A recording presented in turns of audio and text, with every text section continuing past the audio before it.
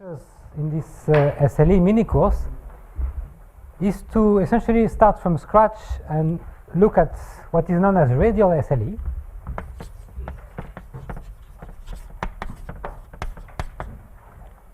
And as you will see, the derivation of the radial SLE is very similar to the things I told you about already for the chordal case. So at least in the definition parts, I will go rather quickly. And the aim is the following. What I'm planning to prove in the 2 hours is the following result. So if you look at percolation on the triangular lattice, we saw that the crossing probabilities, you saw in Clément's lectures that the crossing probabilities have a scaling limit. So the probability that you cross a box, it converges to something. And from that, it's natural to expect that, so this should imply that the exploration of the percolation interface that I showed you several times, this should converge as the mesh goes to 0 to also a continuous curve which has the conformal invariance. And because of the computation I did yesterday, it's natural to expect that this converges to an SLE6. And as I said before, one of the goals of introducing SLE was to be able to do computations of probabilities and to transport them back to percolation. So there is one thing about percolation in dimension 2 at the critical point here. It's that, so it's at p equal to 1/2, which is the same as pc. It's known that, and we saw already, that probability that 0 is connected to infinity in this model is equal to 0. So there is no infinite connected component in critical percolation in 2D. But the natural question is this: you look at the probability that 0 is connected to the boundary of a box of size n. So this is going to 0 because the limit is 0, and the question is how fast it goes to 0. And our goal here is to show that this behaves like n to the, well, it will become clear what this sign means, but that this should behave like n to the minus 5/48. So this is the kind of statement we would like to be able to prove using SLE. And one main brick will be to show something very similar to this estimate, but stated for SLE. So in terms of the crossing probabilities, we had the exact equivalence of crossing probabilities, looking at which pieces of boundaries were hit first. Here, well, it's difficult to use the radial SLE for that, because if you look at the setup here, what you have is you have a box, and you have a point inside, and you want to look at the probability that something like this happens. And there is some connection between the origin and the boundary of a box of size n. So there is this special point here inside the domain, and there was no special point inside the domain when we looked at SLE in the upper half plane. So if we want to have any chance to say something like this using SLE techniques, we need to change the geometry and to look at well, geometries where instead of one domain with 2 points on the boundary, we look at one domain with 1 point inside the domain. So here is the setup. So we will want to have a domain omega. So omega will again be simply connected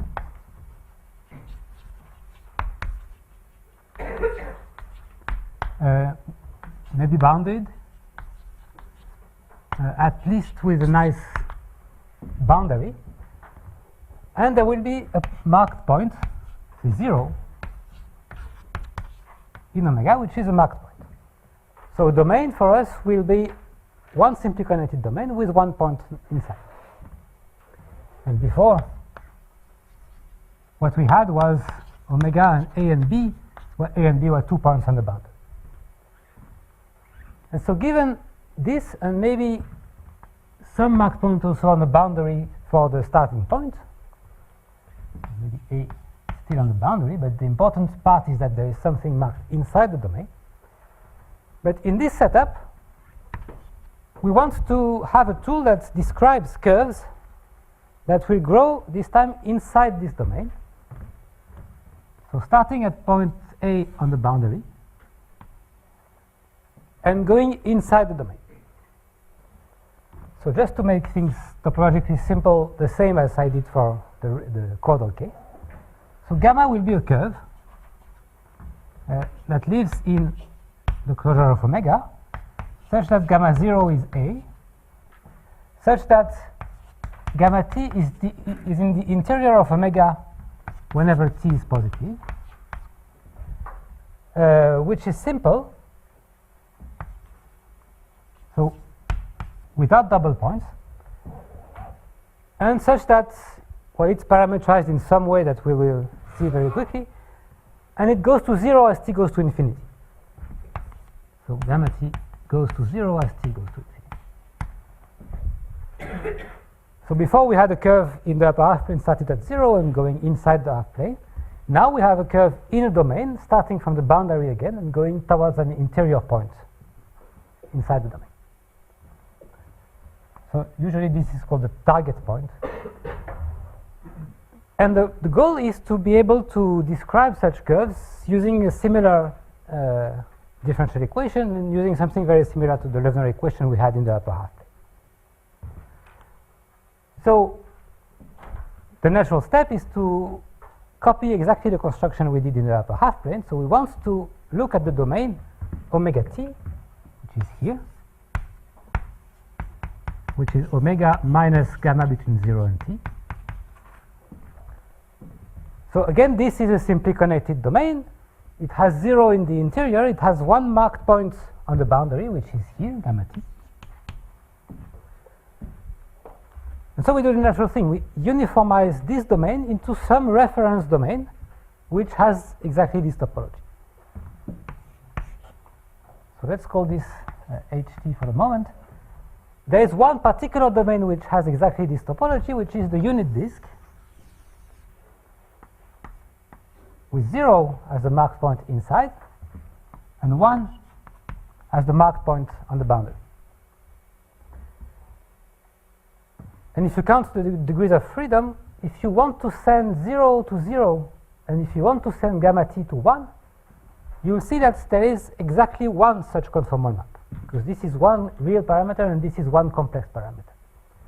So there is a unique HT that sends omega t uniformly to the unit disk, sending 0 to 0 and sending gamma t to 1. So here, in some sense, the normalization and the choice of the conformal map is easier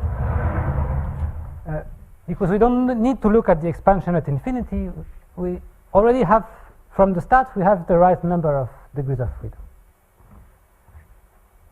But as it turns out, there is a different normalization which will be a little bit better, but it's still unique.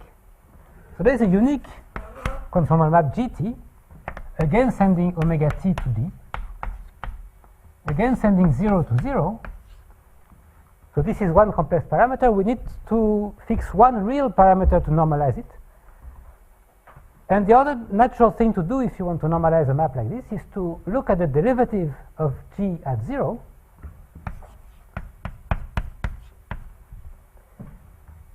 And so it's some complex number. It's non-zero because the map is conformal. And the real parameter we'll use is to fix the arguments of this to be equal to 0. So in other words, what we want is to normalize g in such a way that the derivative at 0 is a positive real number. And so since this is fixing the argument and this is the location of one complex point, this again is 3 real parameters. So there is again uniqueness of this map. So we'll use both in the derivation, and it turns out that they play the same role as before we looked at GT and GT minus beta t. they are connected in the same way, that we exchange one more information about the expansion at the target point with one information about the point at which we are growing. They play the same role relative to each other. So GT will be nicer for the Loewner equation, and HT will be nicer if we look at the domain Markov property. Okay, so this is still following the same framework as we did in the upper half plane. What we want is to write GT as the flow of an ODE. Before it was the Loewner equation. Here we want to have something similar, to say that the time derivative of GT of Z is given by something in the plane. So the first step, it's the same as we did for the chordal SLE. The first step was to identify the curves which were obtained from each other by the change of the time parameter. And to do that, what we did was to find a normalization of the time. So normalize the time parameter.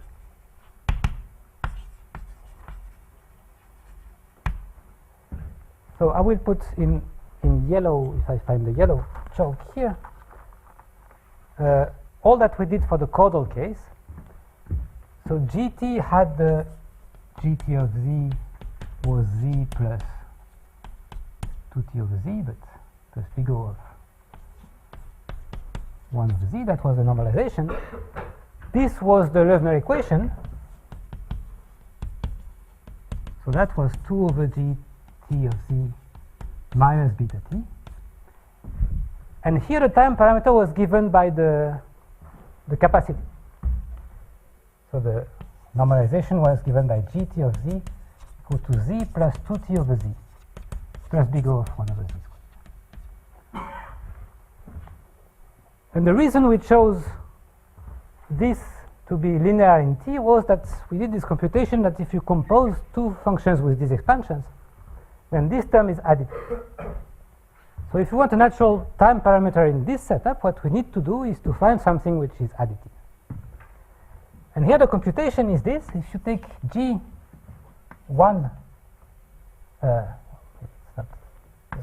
if you take F1 of Z,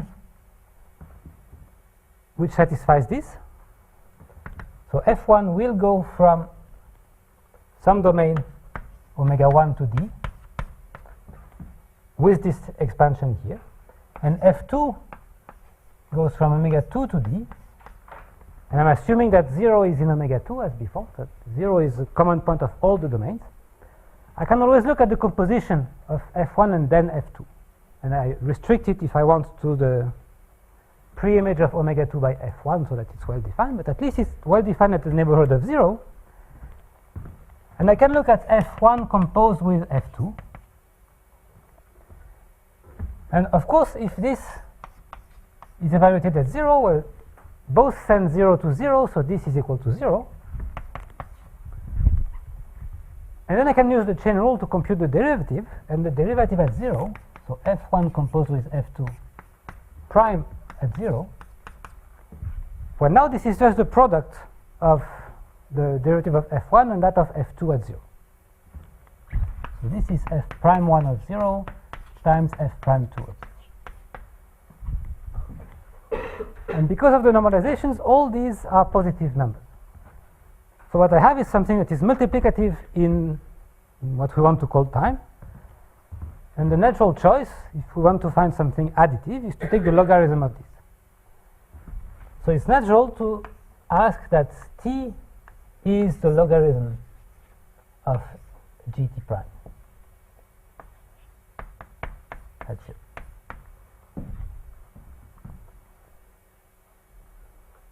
Okay, so that's what we are going to do. And we want that GT prime of 0 is exactly e to the t. So you can check that this is additive like we want, and it's also saying something about the normalization. And it gives you a notion of time which is geometric and which is defined from the path of the curve, and which allows us to exactly do what we did for the caudal SL. Okay, so this is one thing that we had. Just one remark.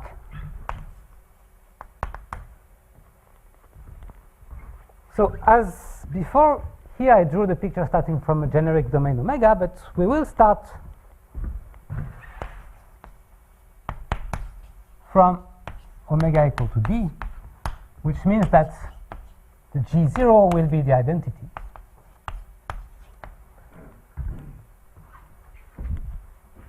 So that was not the remark. The remark is the following, that this quantity, the derivative at 0, or its inverse, it's already occurred in Jason's course, and it was called the conformal radius of the domain.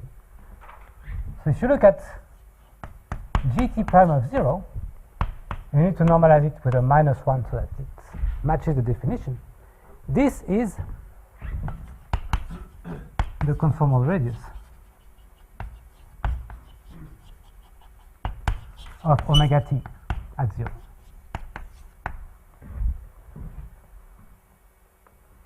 So you can take that as definition of the conformal radius if you want. It's measuring how close 0 is from the boundary of the domain omega t, measured in terms of conformal mass. And it has one property which we will use a little bit later, but it's natural to put it here, which is known as the Koebe 1/4 theorem, or the quarter theorem. And the theorem says the following. So there is a constant c, positive, which is universal,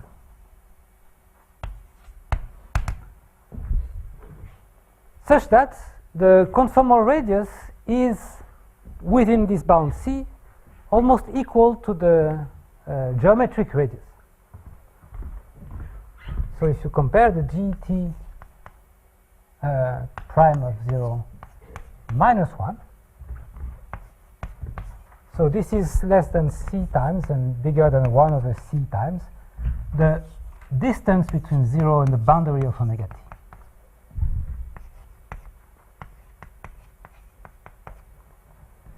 So this statement, there's no quarter in this statement, and as an exercise in complex analysis,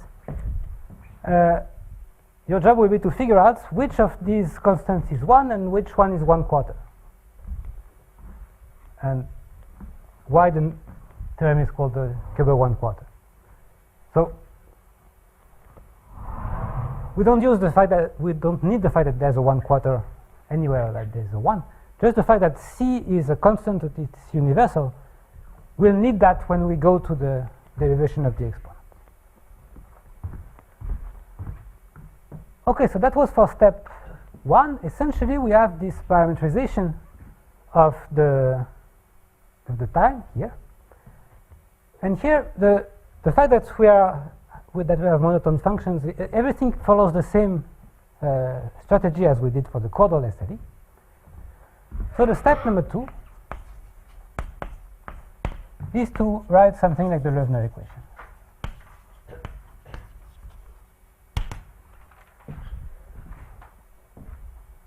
So again, I will just tell you the result, and I will not give you a proof either for this setup of the theorem of Loewner, but it's the same kind of result.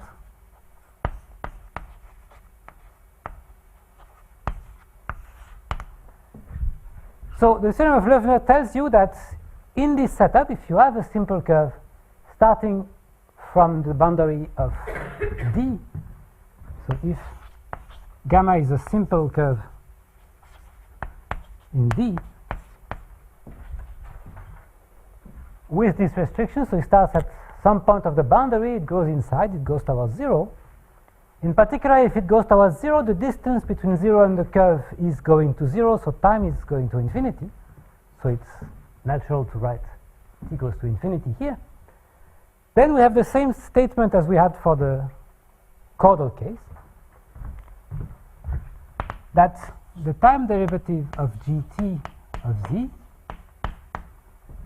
is equal to something. And of course, the something will not be the same as it was in the upper half plane, because that was really adapted to the geometry of the upper half plane. But there is something here, which is, so gt of z times e to the I theta t plus gt of z divided by e to the I theta t minus gt of z.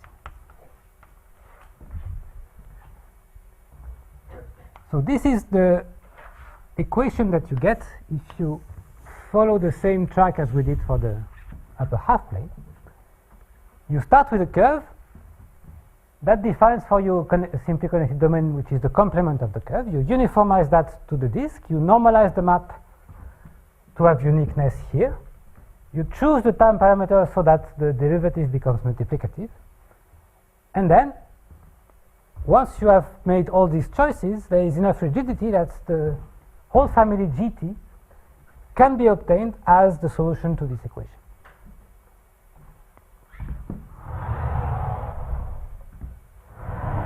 So this is called the radial Loewner equation.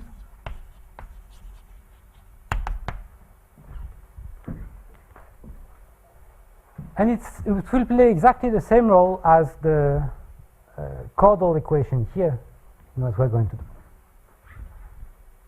So just one remark, if you look, of course what I didn't state here, this is called the radial Loewner equation, and theta t is a continuous and real valued function.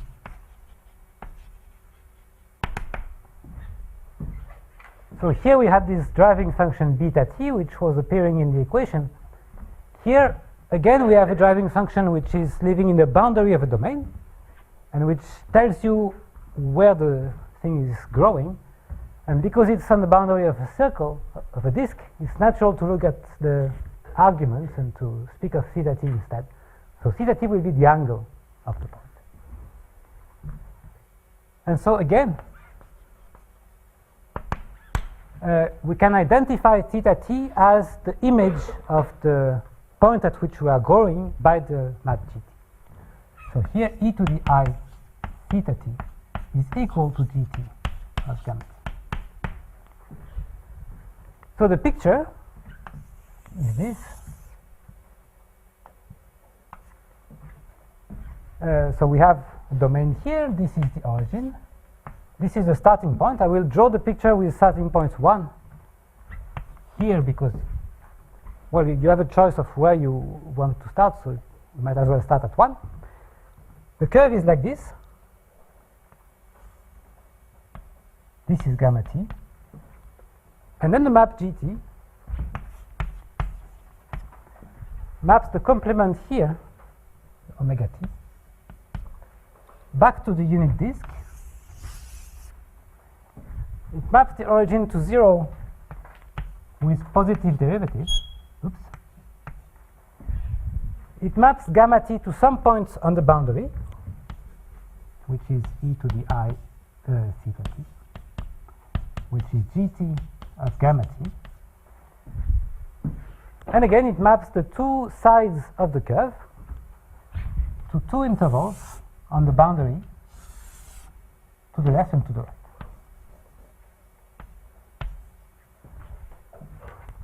So something like that. So as you see, it's really the same story as for the upper half plane. You have the same encoding of a curve into one natural time parameter and a family of conformal maps solving a differential equation. So one last remark about the equation itself. So one last remark.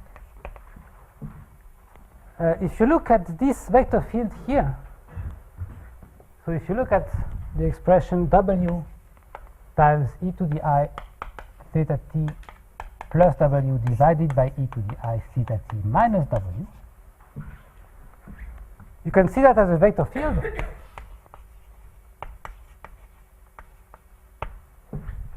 It's a time-dependent vector field because the theta t here is present. And what we are really doing when solving the Loewner equation is to follow this vector field and to look at the flow lines of this vector field.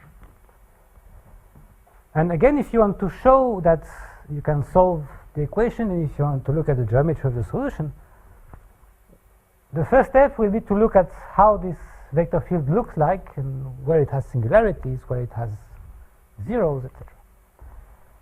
And as you can tell, the vector field here has a 0 at 0. So if you start at 0, you see a vector field 0, so you stay here. And that corresponds to the normalization here. It has derivative 1 at 0, which is telling you that this grows exponentially. And it has one singularity, which is exactly at e to the I theta t.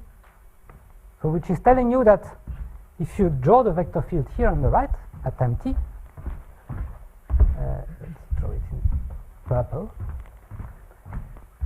Well, you can check that the flow lines for fixed t will look something like this.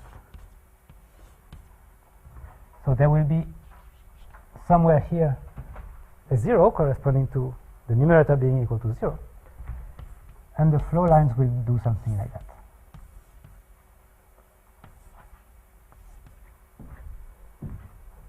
So you see that if you fix the t here, then you get one singularity here, and the flow will do something like it's in the picture.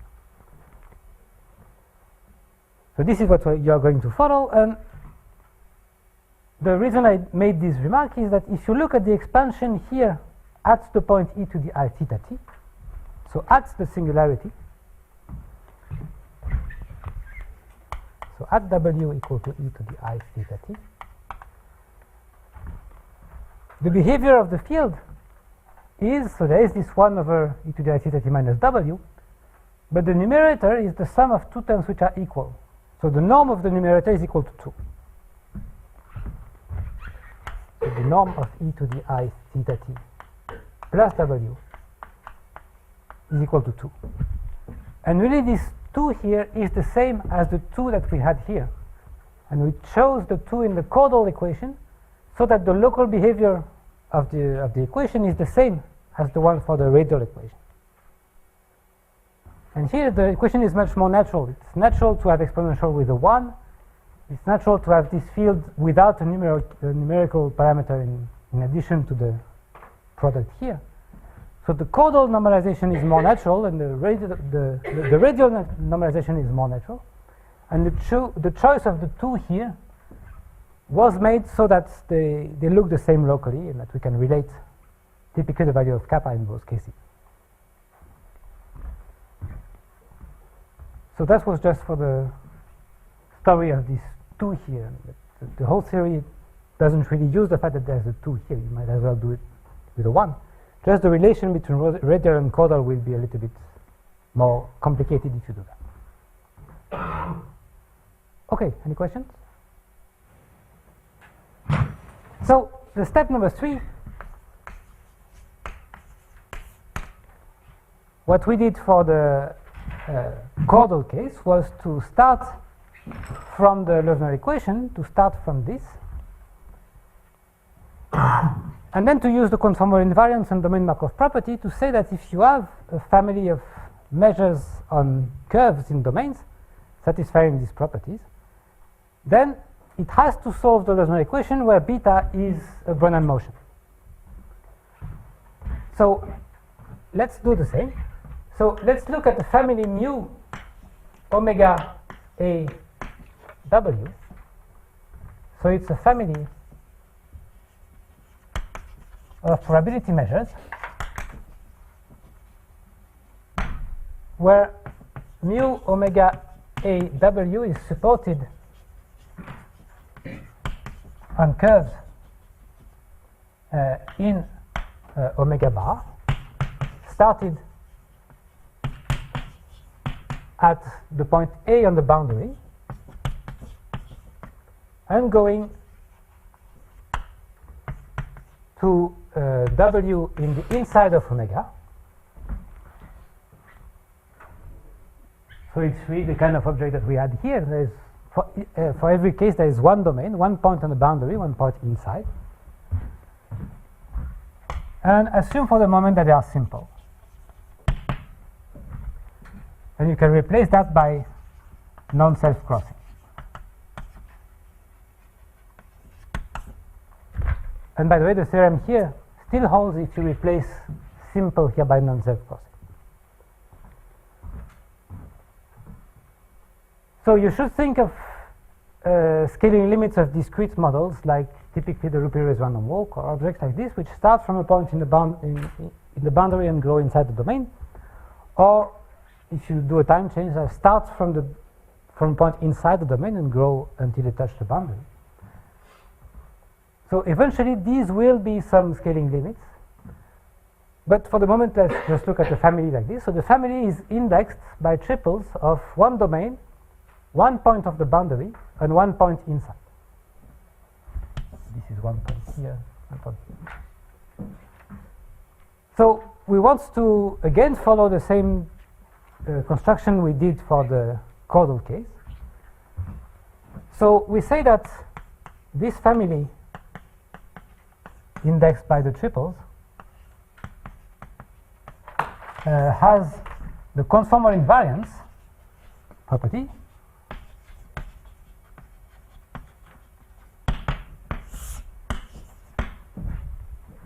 Well, if it's conformally invariant, exactly in the same sense as we saw for the causal case.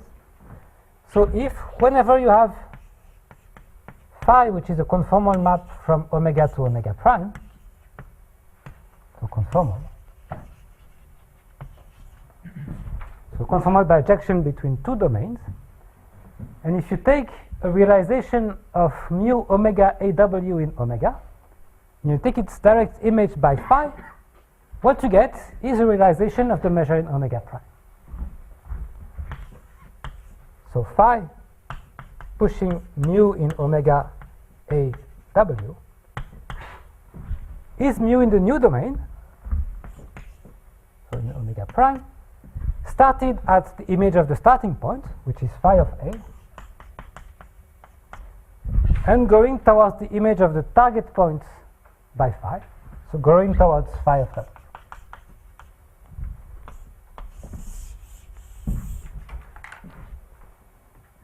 So what it means really is that if gamma is distributed according to mu in omega AW, then phi of gamma is distributed according to this mu in omega prime, phi of A, phi of W. So again, I'm repeating myself here. It's the same statement of conformal invariance that we saw in the causal case. You have one natural geometric setup, you push it by a conformal map, you push all the marked points to the corresponding marked points. And if you do that, well, so let's keep that here.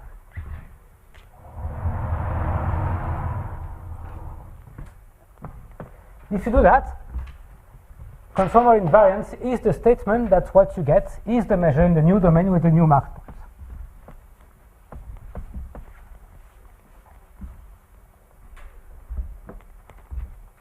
So we also had the domain Markov property.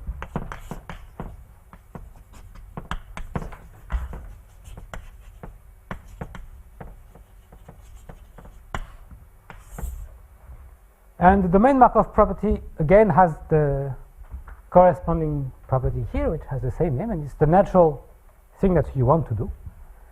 So it says the following. So take gamma according to mu in some domain, A W. So this is your domain, omega. This is A, this is W. And take tau, the stopping time, or take, yeah.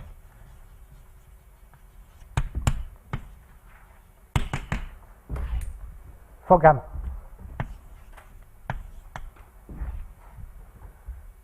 So it didn't specify what the filtration was, so you can take any deterministic time, or you can take the hitting time of some set in omega, or anything like that. So what you do is you grow the curve up to time tau, So this is gamma at time tau. And there's the new domain, which is omega tau. And then we say that we have the domain Markov property, means that conditionally on gamma up to time tau, the law of the future of gamma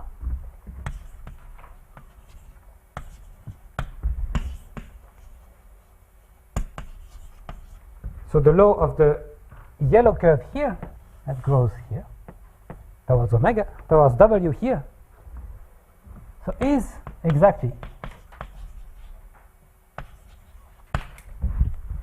well the thing you expect. So it's new in the new domain, so the new domain is omega tau. It starts at gamma tau, which is on the boundary of this domain, and it grows towards the same target point. So if you look at the statement of the domain Markov property in the upper half plane, it was exactly the same. You condition on the start of a curve. This gives you a new domain, which is the complement of this. And the conditional law of the future of the curve is the curve you would get if you sampled in the new domain. So you start from mu omega AW, you condition on the curve up to time tau, and what you get for the future is a sample of mu in omega tau from gamma tau to the same W.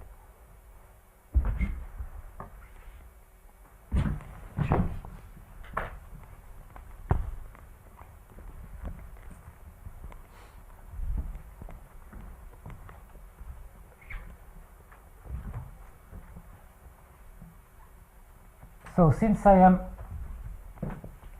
planning to prove something a little bit long between now and tomorrow, here is a theorem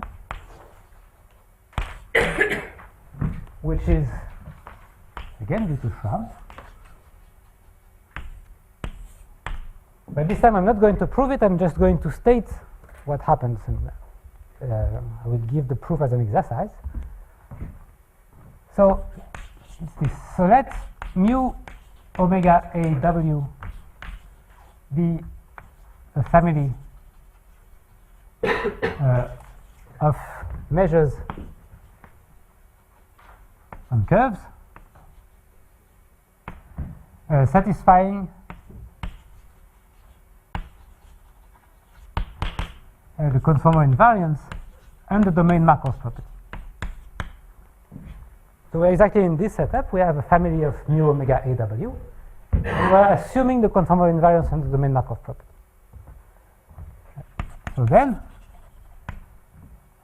mu in the disk from 1 to 0.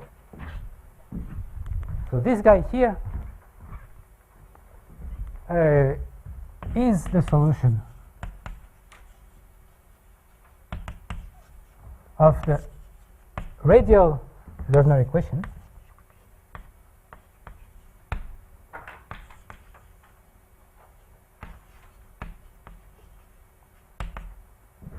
So in the sense that you can realize the gamma t and the domain omega t corresponding to this curve by solving the Loewner equation and looking at the domain of gt.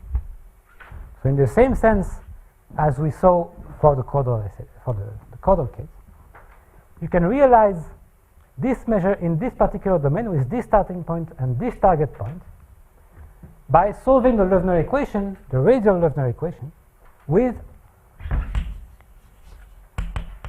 theta t equal to square root of kappa b.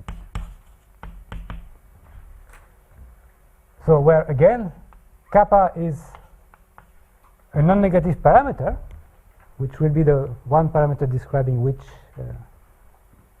curve you are looking at, which family of mu's you are looking at, and this is Brownian motion. So standard Brownian motion on R on the right. So this is exactly the same theorem as we saw in the caudal case again.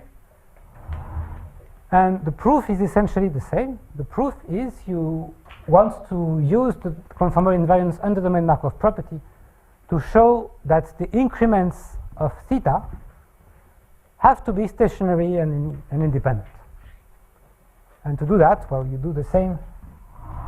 So proof. So it's an exercise. Consider HS composed with HT. With this normalization of H that we had before, that H is sending 0 to 0. Consider this. That's it.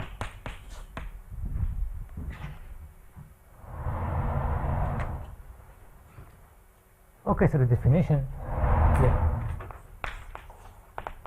So then, mu in D from 1 to 0 is called radial SLE cap.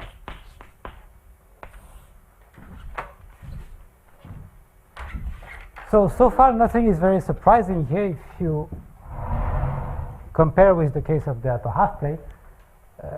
We did exactly the same, a little bit quicker because we did it once already.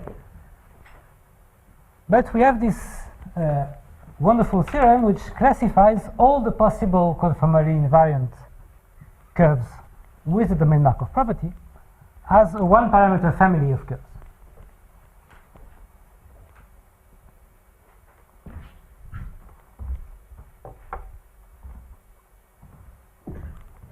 So far it looks very similar. It looks like there is this strong parallel between the two cases.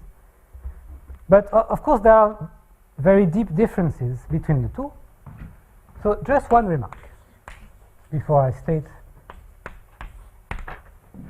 a few things about the links between the caudal and radial SLEs to prepare for what we do tomorrow.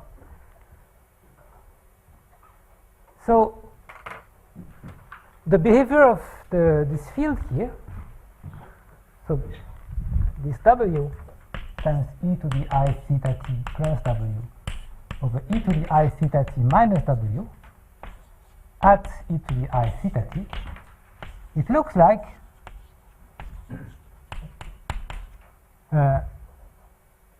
the 2 over gt of z minus, what, like 2 over W minus beta t, in the sense that it has a pole of order 1 and the constant on top of the pole has modulus 2. So here, if you zoom, if this is 1 and you zoom on the flow lines here, for the radial case, and if here, on the caudal case, you also draw the same flow lines of the vector field.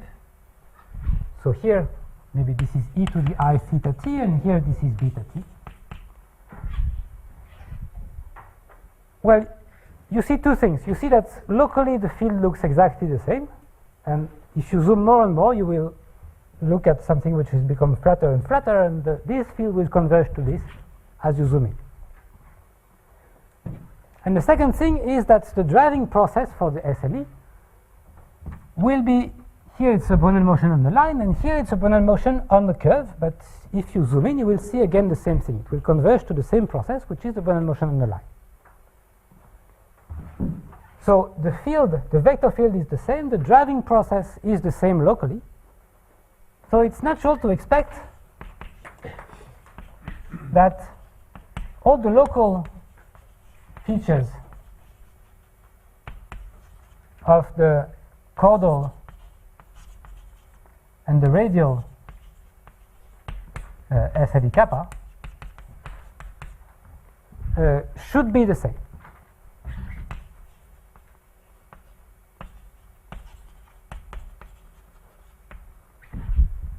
And this can be made very explicit. You can look at a curve that is driven from the caudal, from the radial SLE, look at its behavior here, see it as a curve in a domain, forgetting about the target point here. You can encode this as the solution to a Loewner equation because it's a curve in a domain. And you can try to identify the driving process if you start here from an SLE. And if you do that, well, what you find here is, well, it will have a diffusion term which will be the same as the Brenner motion here, and it will have a drift term which will turn out to go to 0 if you zoom more and more. So this can be made into an exact proof, and this is the first theorem. I'm saying go to 0, it doesn't go to 0, but I will tell you exactly what it does. The theorem is called the caudal radial equivalence.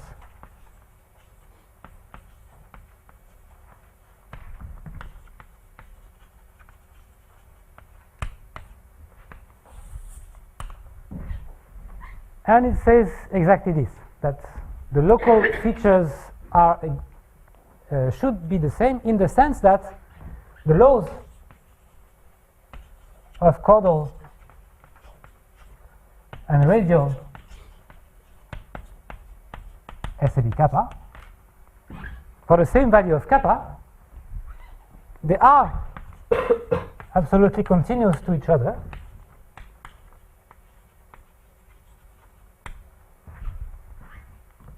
as long as it makes sense.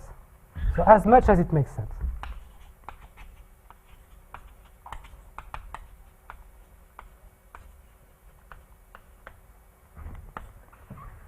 So the statement is a little bit vague, and I want to tell you what it means as much as it makes sense, because that's a nice thing that you can see if you want to compare really the two cases. And then I will not prove the theorem. You can look at the papers by Loewner, Schramm-Loewner. But the argument is exactly this. You do this and you do some huge Gersanoff argument, and it will tell you that these things have to be absolutely continuous to each other.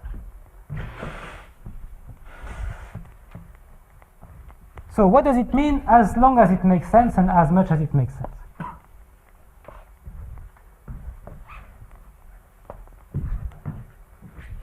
So the as much as it makes sense means that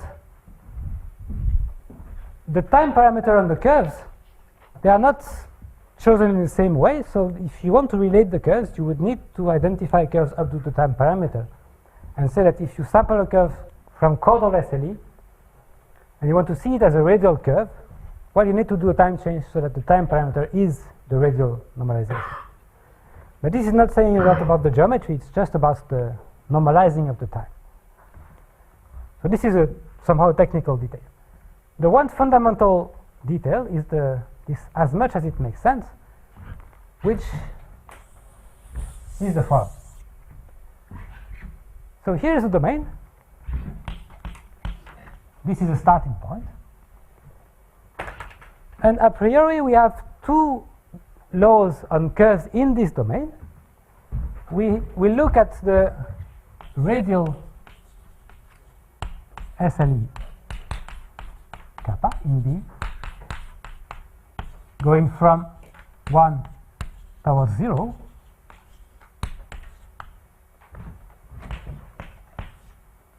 So this is the curve that we just defined. This is a solution to this equation here, to the radial Bellner equation.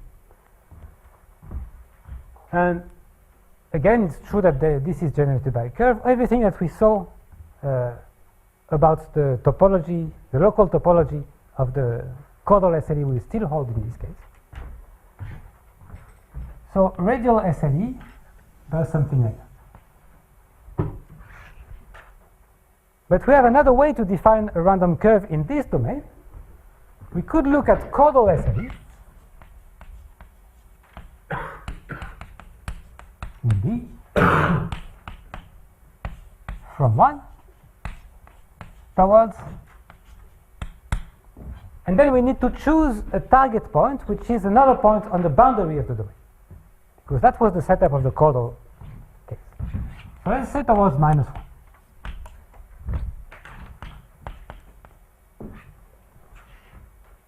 So okay, we have a second process which is growing in the same domain, and it's going from 1 and going to -1 instead of going towards 0. And the statement is that, well, one precise statement is that up to the first heating time of this circle here, what you get is two distributions on curves, and these have a density with respect to each other. And this is given by Gersanov. So that's a more precise statement. And this picture here is really about the case where kappa is less than 4, and about the simple curves.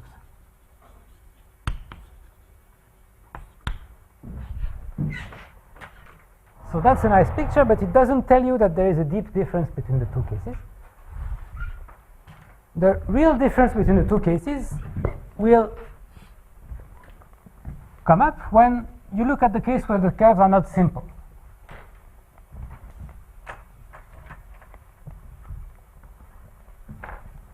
And that will enable us to give a more precise statement of this chordal radial equivalence. So what happens if there is double points and if the curves touch the boundary of the domain? So let's look at the same picture. This is 1, this is 0, this is minus 1. And let's look at the beginning of a curve. So if you look at this picture, you cannot tell if this curve comes from the radial or from the chordal case, because it's just a curve going inside the domain. Okay, it might touch the boundary. It can still be a sample of the radial of the chordal case, because it can still continue to 0 or it can still continue to minus 1. The interesting thing happens when you do that. So this point here will be the first point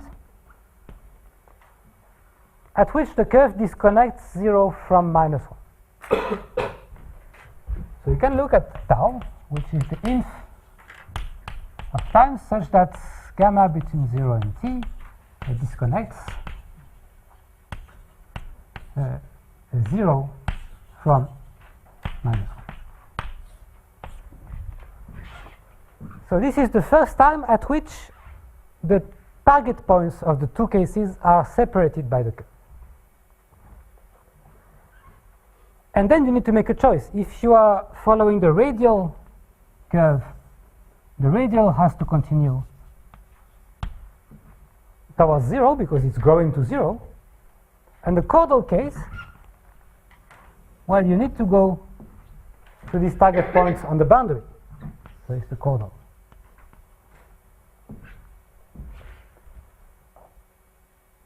So after this point, you need to make up your mind if you are the radial or the chordal case, because just the topology is different.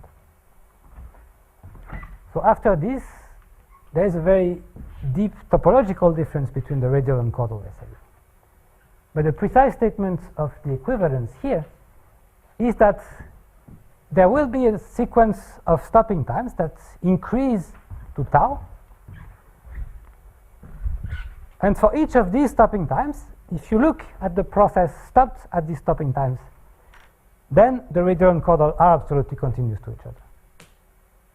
So essentially, this, as much as it makes sense, is really as much as it's possible.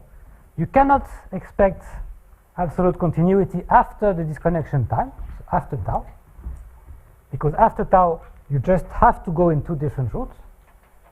But the statement here is that up to this time, you are absolutely continuous to each other.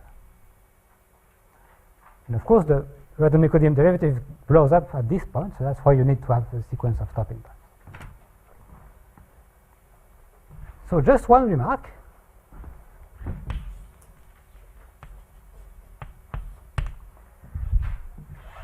Which is that there is a much stronger version of this theorem in the case kappa equal to 6.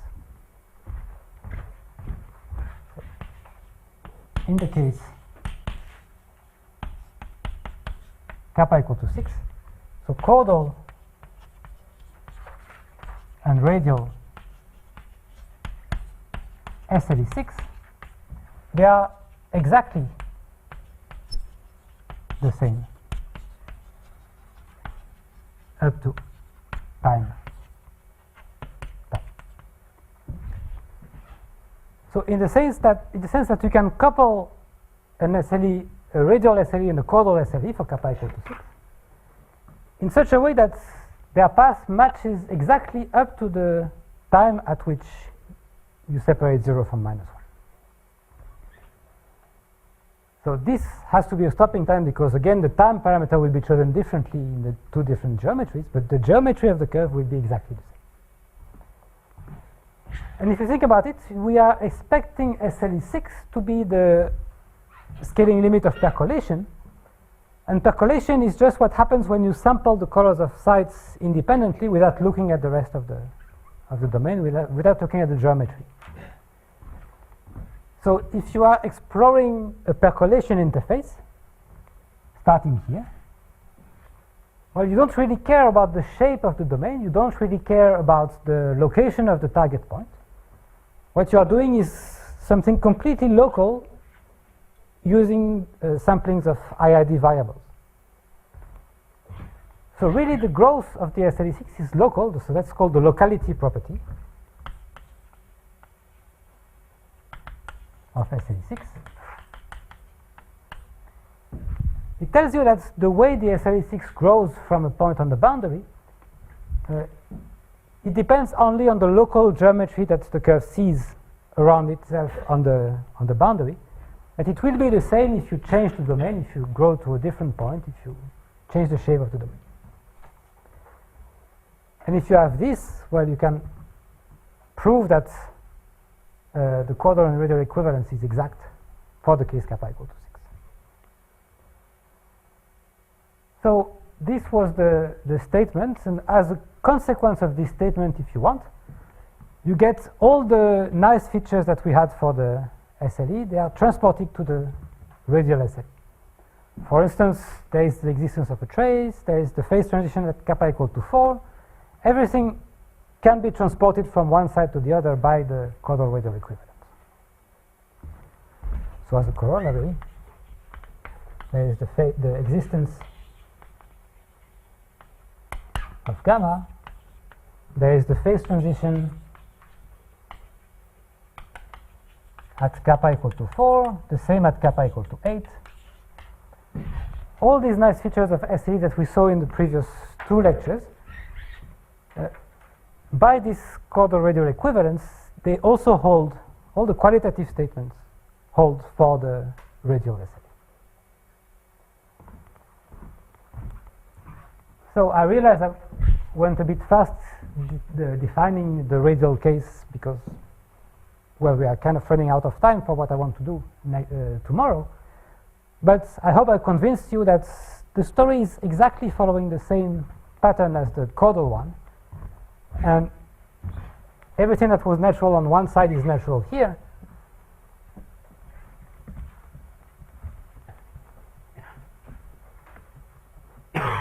The last thing I want to state is what I will prove tomorrow. So it will just take 2 minutes. So the plan tomorrow is to look at what is known as critical exponents.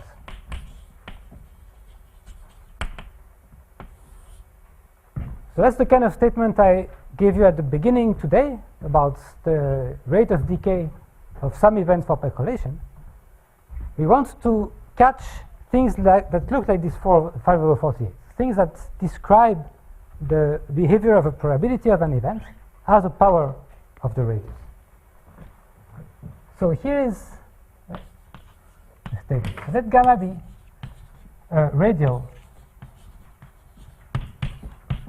SLE kappa, and again I will take kappa between 4 and 8,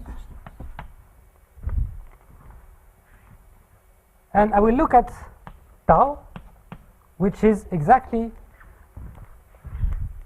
defined in a similar way as this one, but it's not exactly the same. So let's call it differently. So sigma is the inf of times such that gamma between 0 and t separates 0 from S1. So this is the picture. You live in the unit disk, you start a radial SLE from 1, And what you do is you grow it here.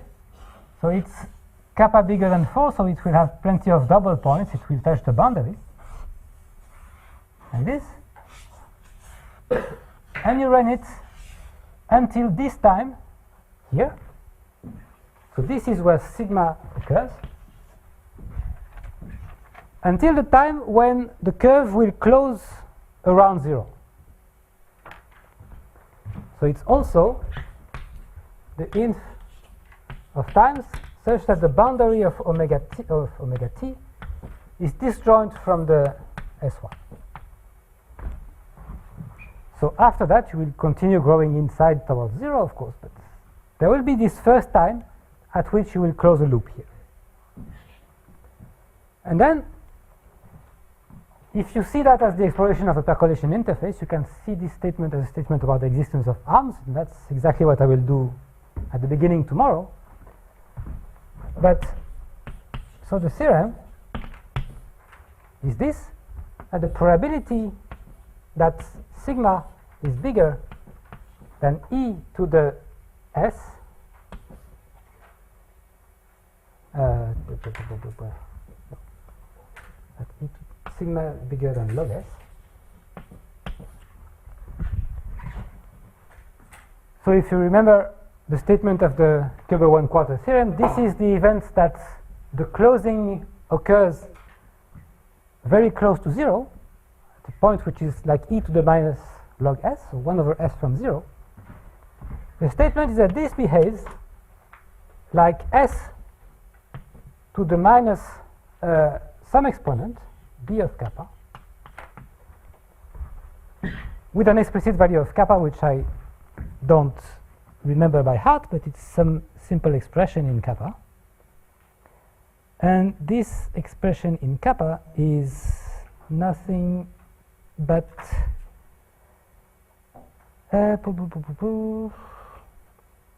it's something like kappa minus 4.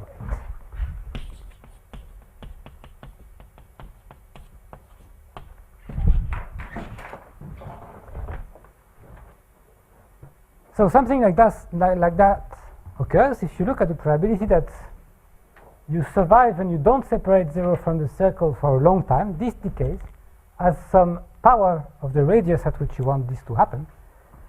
And this power here is explicit as a function of kappa.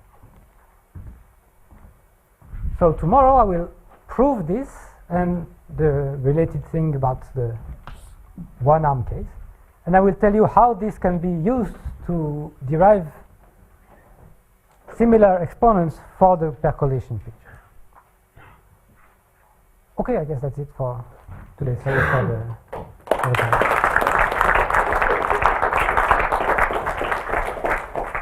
Any questions? Are there any relations between the radial SLE and the SLE decoder 1 but conditioned to touch 0? Like in the, yes, for the simple code. They are singular if you look at the whole path, but again, as long as you are away from 0, you can do the same here and get the same absolute continuity. As long as you look at the local behavior and you don't have to choose which version you are looking at. If you condition 1 to be 0, I mean the decoder 1 to touch 0. Yes. So this is not the same as the radial. It's not the same because somehow it needs to leave space to go back from 0 to infinity. So it has to still remember that it has to escape at some point. So it cannot close around 0. So they will be singular. But as long as you are not at 0, they are absolutely continuous for the same reason as this. So this coupling for kappa equal to 6, is it known that you cannot do such a coupling for other values of kappa? Yes. It's absolutely continuous, but it's not the same. And what happens is that if you look at one of them and you describe it using the other framework, what you find is a driving function which has the same diffusion term, but it has a drift. So by Gersanov, they have absolute continuity to each other, but they are not really the same process. And is the coupling done using scaling limit or just directly in the continuum? It's directly in the continuum. It's rewriting the Gersanov and saying that if the drift is non-zero, it's absolutely continuous, and if the drift is 0, it's the same process. So to copy. It's really stochastic calculus. You can look at the paper by Loewner, Schramm-Loewner. It's a nice argument. It's a few pages of computation. It's nice.